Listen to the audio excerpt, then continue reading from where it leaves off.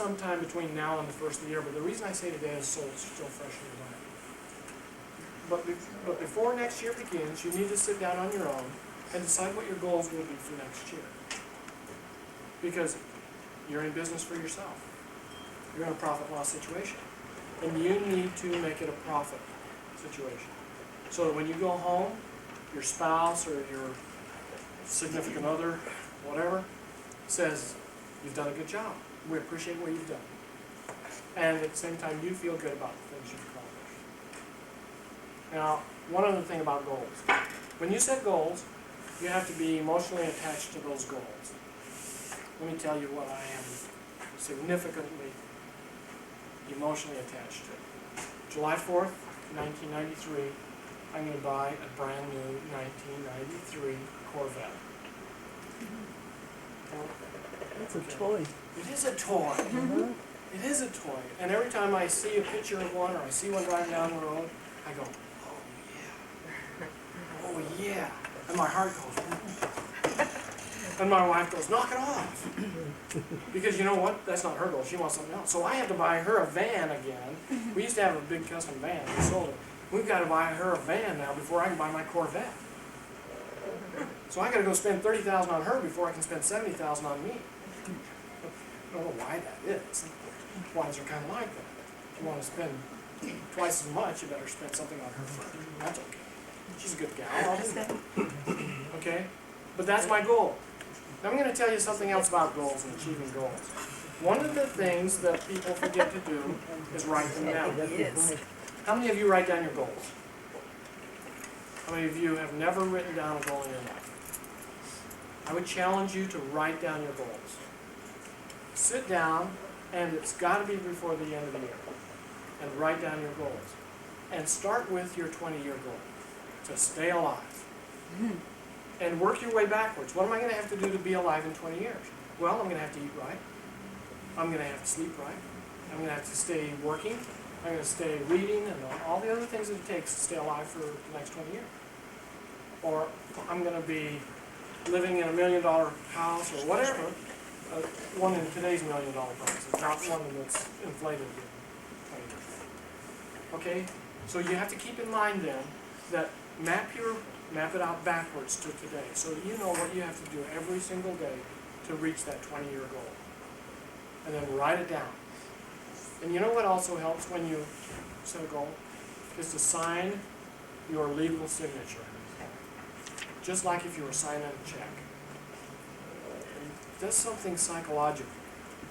What happens is, deep down inside, it says, ooh, I'm committed. This is a contract now. Or it's a listing agreement. It's a contract. Your mind thinks it's a contract when you sign that legal signature. First name, middle initial, last name. And you are more likely to achieve it. I'll tell you a couple other things. When you set this goal, make sure that it is something that is achievable. Because if it's a goal that is not achievable or that your subconscious does not believe is achievable, you'll never get there. You'll throw that goal right in the trash. So make sure it's achievable. Make sure that your subconscious believes that you can do it. Okay? Another thing. This always helps. If you tell somebody about your goal, you know, a lot of people say, well, I'm not going to tell my goals to somebody. Gosh, well, maybe you're embarrassed about your goal. You need to be committed to your goal. Don't be embarrassed about it. And in fact, tell anybody. In fact, the best person to tell, well, the second best person to tell is somebody you really like. Excuse me. To tell somebody you really like. But the very best person to tell about a goal is somebody you really hate or that really hates you. And there's one reason for that. Because you're not going to fail in front of somebody that hates you. Or that you hate. You're going to succeed. So if you've got somebody, anybody in your life that you don't get along with, tell them your goal. It'll happen. You'll make sure of it. Those 20 listings, those 80 calls a day. So anybody who hate me, go ahead and tell me your goals. Okay? How many calls do you have to make Me? to get the Corvette? I have to make 10 calls a day. Oh, that's not bad. But my situation is a little bit different than yours. It's not 1,000 per. Okay. keep in mind then that you have to start out with today and go into the future. Now, keeping all of that in mind, I have a handout here. We're going to talk a little bit about time management. Time management is something that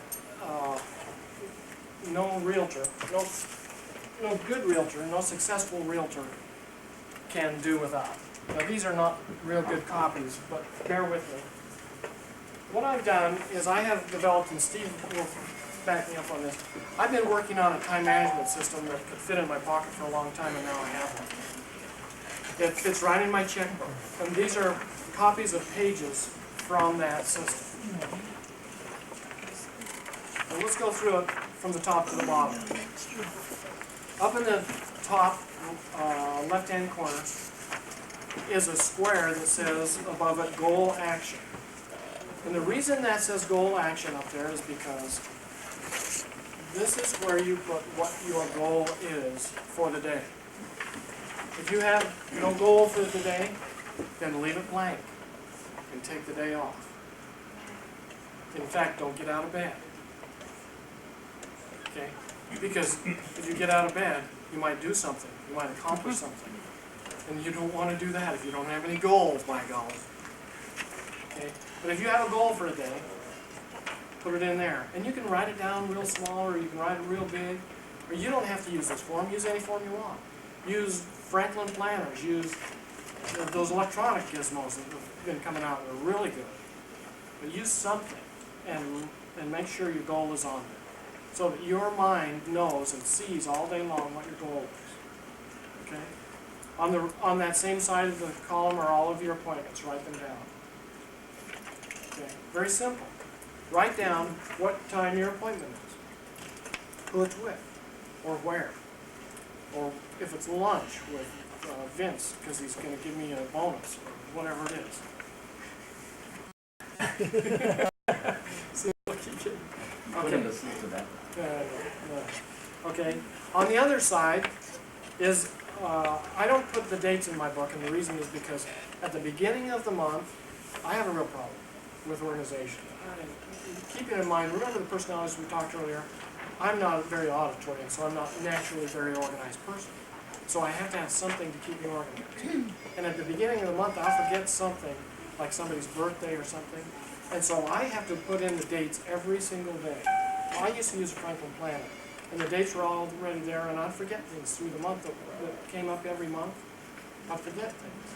And so on mine, I put in the date and the day of the week.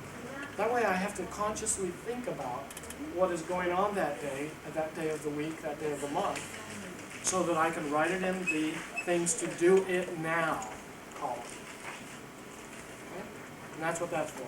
And then down below, I have a place where you can put the people you have to call, their name, the phone number, and what it's regarding, just in case you forgot. And then down below that, the notes and contacts you made that day. Any new people or any ideas or any brainstorms you've had on how to grow or something that got done, put it there. Now, when do you do this? You do it the night before. And the reason I say you do it the night before is because all night long your subconscious has a chance then to think about what you've planned for the next day. And you will be much more successful the next day because your subconscious will be figuring out ways for you to achieve that goal and to get all of these things done. Even if it almost seems insurmountable the night before, your subconscious will work on it all night long while you're asleep. Your subconscious never sleeps, and it'll get it done for you. And by morning, you'll go, I can do that. I know how now. And you'll get it done. Now, in the morning, of course, when you get up, one other thing also, when you go to bed at night and you've planned your day for the next day, it also helps you know what time to set your alarm. Because if you're normally getting up at 7 and you have a 7 o'clock appointment, you don't want your alarm going off at 7. So then you know, I have a 7 a.m. appointment. I better set it for 5 or 5:30 or whatever so you can get up. Okay? The other thing that you do that night is you review the day that you've just spent. And you do that before you write all the things in for the next day. And the reason for that is because there are things that you've accomplished that day that you want to maybe put into the next day, or that you need to file some files, or who knows what, that you may have to carry forward in the next day. There is another thing that I do, and there are a couple of things actually that I do. One is, as I meet my appointments, before I go to my next appointment, I sit in my car and I will just draw a quick line through it. Just not all the way through it, and just a line through time, so that I realize that I've done it. I've done that. And I don't have to go back at night when I'm reviewing the day and say, oh, did I miss that appointment? Hope not. Okay. And on the do it now side, the same thing. I just draw, I prioritize it first over in this column, and then I do it in the priority order, and then I just draw a line through it as it's done. That way at the end of the day I don't have to say, oh gosh, did I call that escrow officer? I was supposed to, and the seller's going to call me tonight. Oh gosh, I'm in trouble. You don't have to do that, because you've called them, and you have the answer, and you know.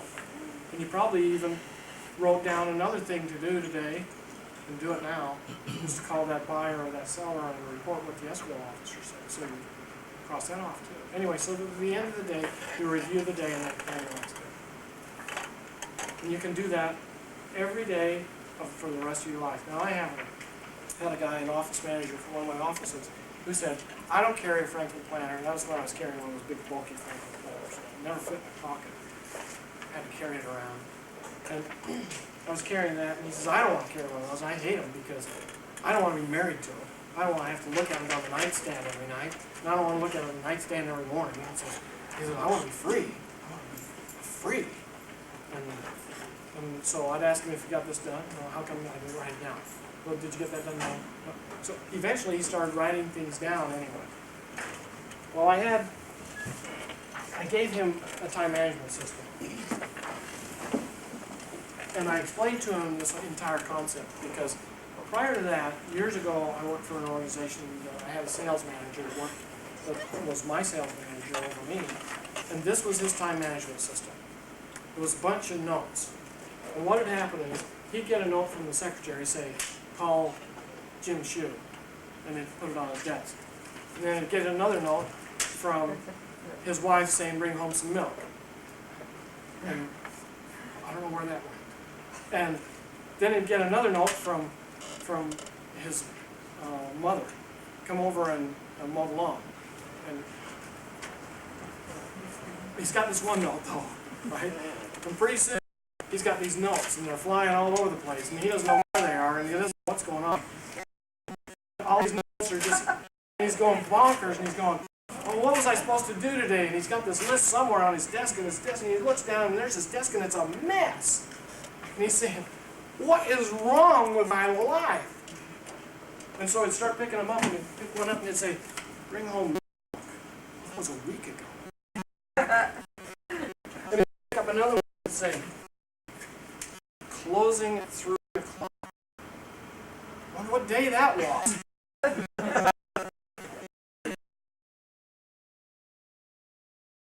My wife's having a baby. That was a year ago. And then I'd pick up another one and it'd say, well, that's tomorrow. I'm okay. And then it'd feel real good. He wouldn't pick any more up for a minute, because he'd get on the phone would ring, and then what had happened? He got out his new time management system again, and he'd make it note. Another note. First then he had more notes all over, and he still had these in his, and he put them down because he was, and then and he looks down at his desk and he's going, oh, yeah, God, wait a minute. Well, this is the same. My wife still has a baby, right? I think I haven't called her lately. This is by far the worst time management system I've ever seen, but I've seen people succeed with it. But they're a mess. Psychologically, me. But they do real well, only because they can think like Vince. If Vince had this, he could probably live with it. But if you're like me at all, let's see. He does? He does. Oh yeah, here's that note on on pay the bills. Oh, the lights are off. That's why. Yes, No. Okay? Some people can operate this way. I cannot. And many of you cannot. And if you cannot, then write it down somewhere. Use some kind of system. You can buy one of those cheap day timers at the grocery store or at Pick and Save right next door almost. They have dated material. They have things that you can use. You can use last year's calendar. I don't care. Right? It doesn't bother me what you use. What really is important is that you use something. You use some system to write things down. It's like I used to always tell people would call me and they'd say, or my secretary would say something, will you do this? And I'd say, no. She'd say, well, why? Or one of my salespeople would say, would you go to an escrow with me, a closing with me? Well, why won't you? Well, because I don't have it in writing. And until it's in writing, it doesn't get done. And in fact, you know what I do in this? When I write things down in this, I write things down in pencil. And my kids know that's a sure sign it's not going to get done.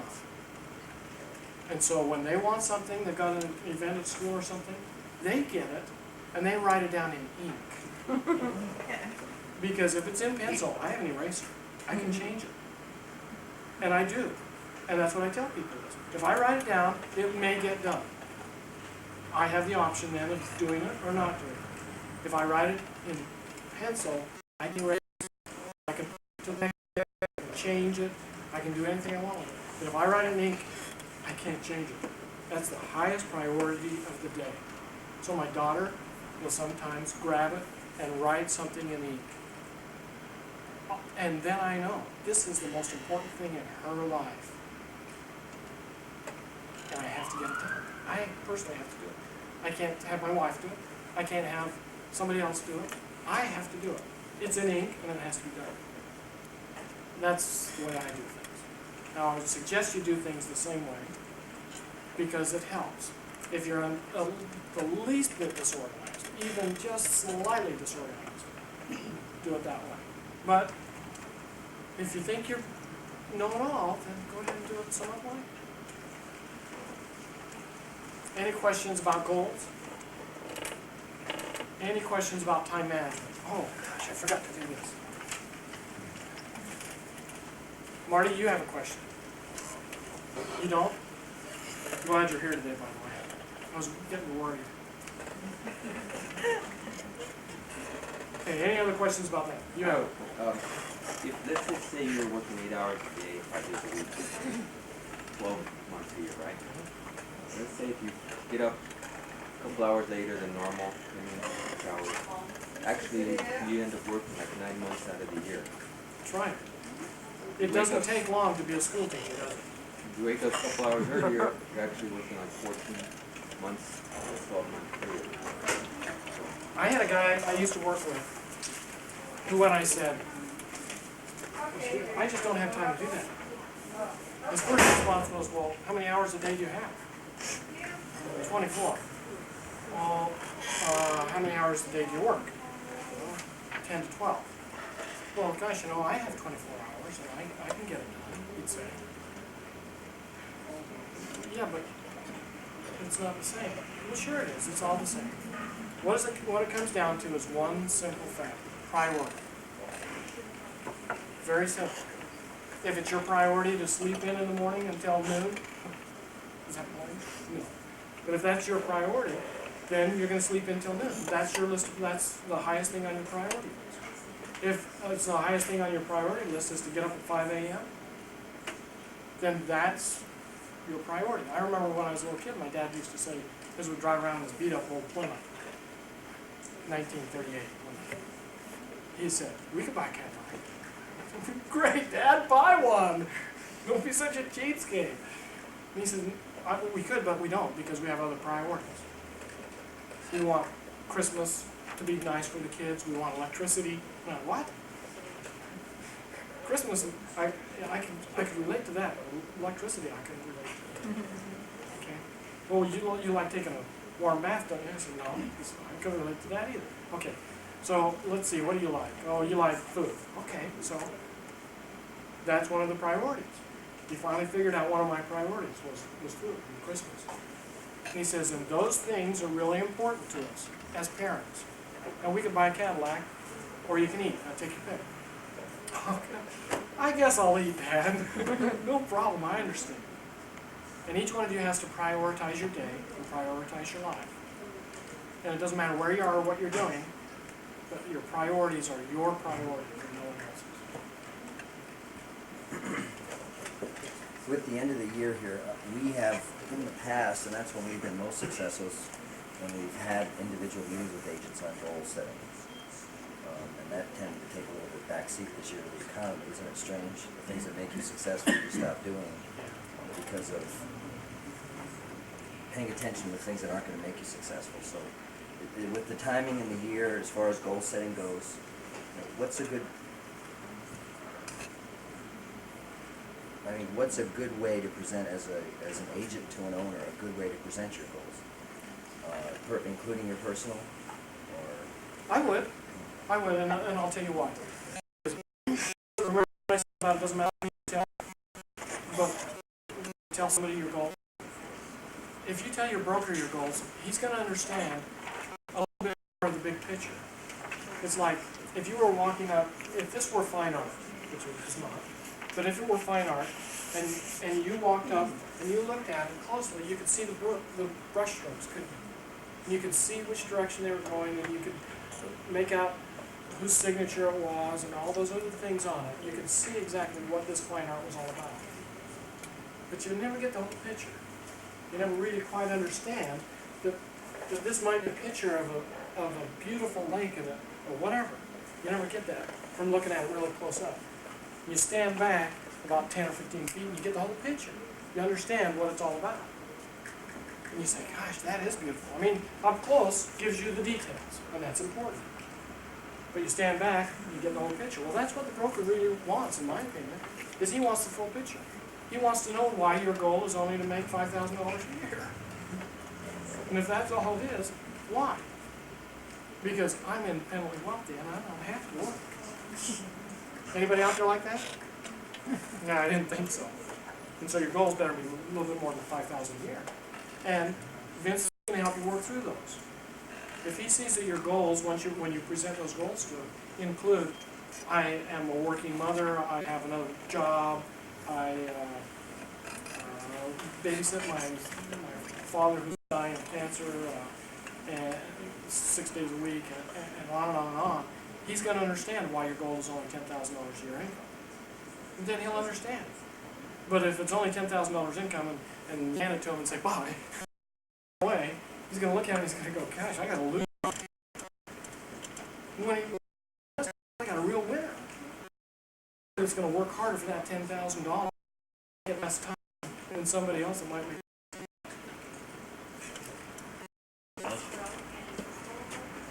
Besides, that's a nice guy.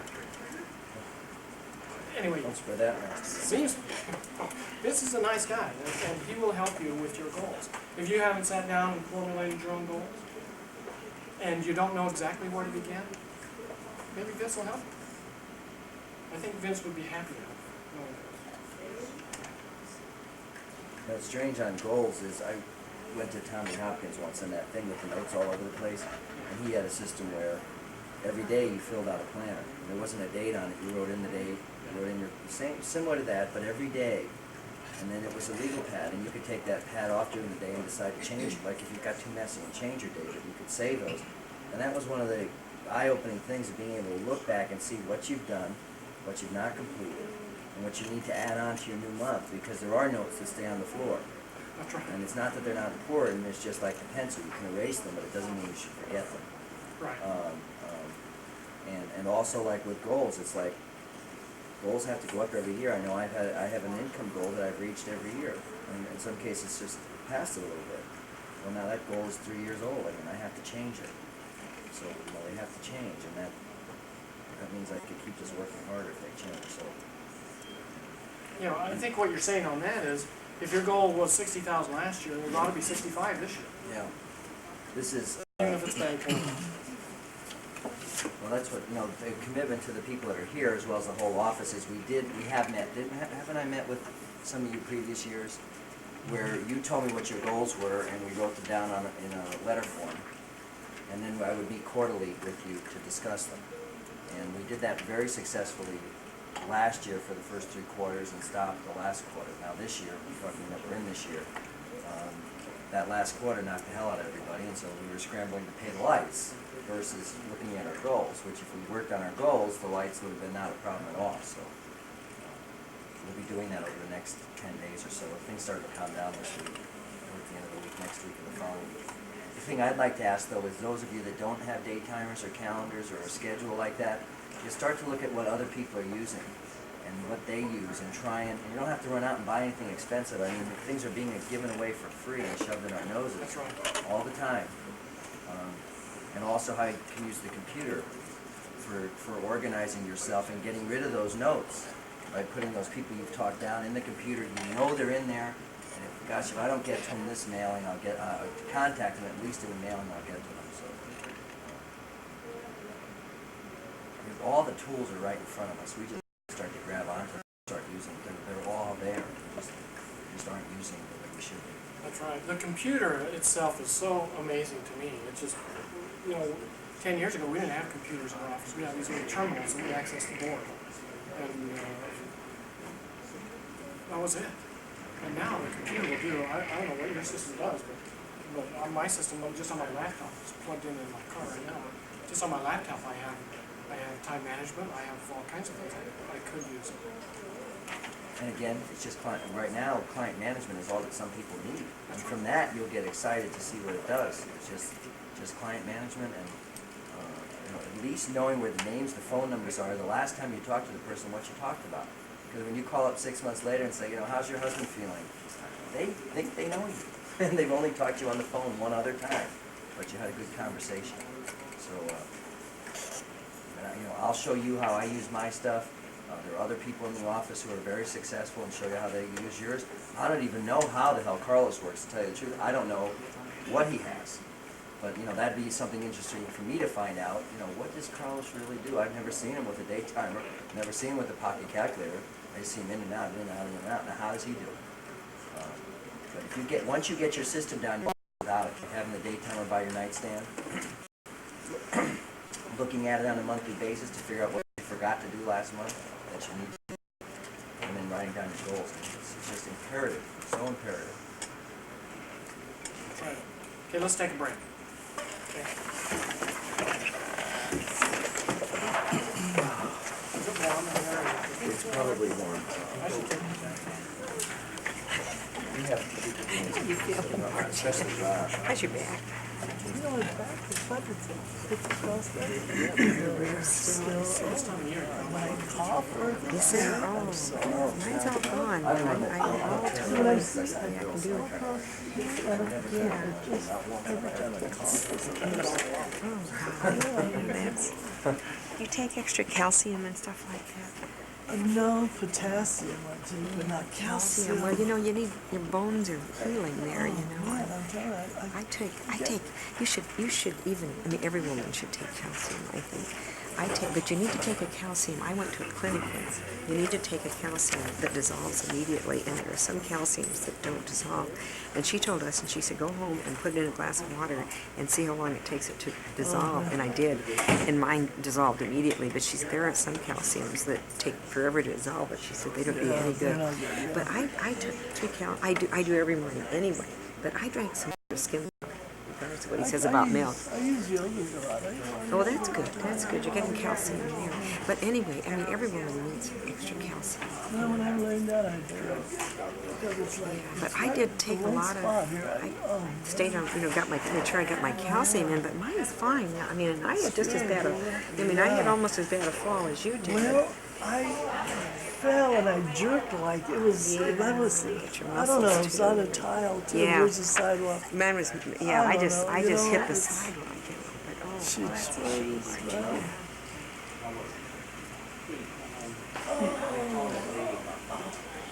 well, goals. I had a horrible year this year. Well, I took a Floyd Wickman's class in had to carry our goals around with us, picture of our goal or something. If it was a car, like Corvette, or a keychain for Corvette, or vacation in Hawaii or whatever, you And know. that's it, so you keep it on. Carry it with you. Yeah, like we had to have a picture on our front page of our notebook. Picture of our goals, the car, the vacations. We took a Well, class that's a good idea, because that way it stays with you. You don't get away from it. I need to say, this is my worst year I've ever had in real estate. I didn't make no money this year. And I just got, I don't know what it is. You want me to tell you what I think? I mean, I don't know, because I don't know you that well, but the economy is bad. And in 1980, I had my first real estate company. And in 1981, there were more bankruptcies in the state of Utah than any other year. 81, you know, I was making sales. And you know what? We lost our development. We lost it. In 1982, actually, we lost almost $500,000. And I attribute that to my reading the newspaper and watching the news. Because every morning, what I started out doing was looking at the want ads, you know, from Fizbo's and that sort of thing. And it got to the point where I had to read the whole newspaper, read all that gloom and doom, all the economists, and then I'd be sure, I had to for sure read. Turn the radio business on and the section. radio tells you all the And they're saying we're paying, they said prime had gone up to 21, and we're paying 3% over prime on a development loan, and every month I'm going, gosh, I can't sell houses in this. Of course I couldn't, because I didn't believe I could. See now, well, 76 I got into business. In 81, that interest rate didn't bother me. That was weird. It bothers me now. More than it did then. Yeah, I was selling. I was making one deal a month, which was good at that time. Yeah, so I was doing pretty good. Well, how long I did it? I said this year. See, my problem was, in 1979, I had, month of November was my best month. I sold 23 homes. Ooh, sales are I had eight in one day. 8 homes I sold in one day. And I looked, and here it was just a couple years later, and I'm looking back at that going, this is pathetic. You know, and so my mind was playing tricks on me. It was telling me that I couldn't do it. What's happening to me? I got a lot of But then, but what you have to do then is you have to go back and say, Excuse me. gosh, I did it. I did it before. If I did it before, I can do it again. I did it before. It didn't matter what the economy was like in 81, I did it then. I just got a mental block, and I don't know. It's all mental, isn't it? Isn't that what this whole business is? Isn't that all real Come in estate? the office, I do everything, make calls, it's happening. Maybe it's my personality, I don't know, just a mental block. And see now, on Social Security, and I'm getting my little income, and you can only make so much. And Yeah, so again, well, I can't work too hard, they'll take that away. So it's just a block, a mental block. I don't care if I can give it all back if I'll make 50 or 60,000. Well,